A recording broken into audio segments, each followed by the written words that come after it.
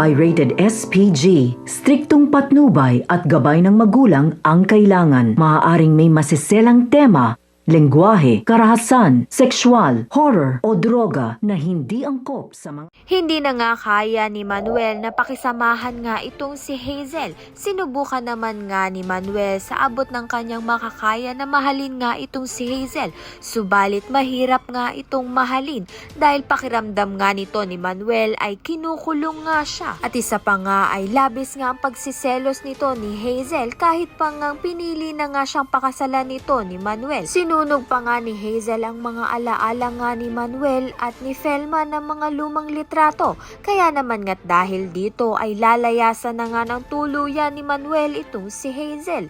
Sa kabilang banda naman nga, hahayaan na nga ni Felma ang kanyang sariling mahalin na nga itong si Noah. Dahil nga sa nangyari nga sa kanila, nakita nga nito ni Felma na mabuting tao nga itong si Noah. At tanggap naman nga ni Noah ang mga anak nga nito ni Felma.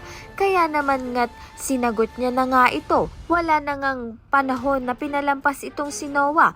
Kaya naman nga't agaran na nga siyang nagpropose kay Felma dahil desidido na nga siyang pakasalan nga si Felma. Botong-boto naman nga ang mga anak nito ni Felma kay Noah. Kaya naman nga't yan at iba pa ang dapat nating pakaabangan. Maraming salamat sa iyong panonood.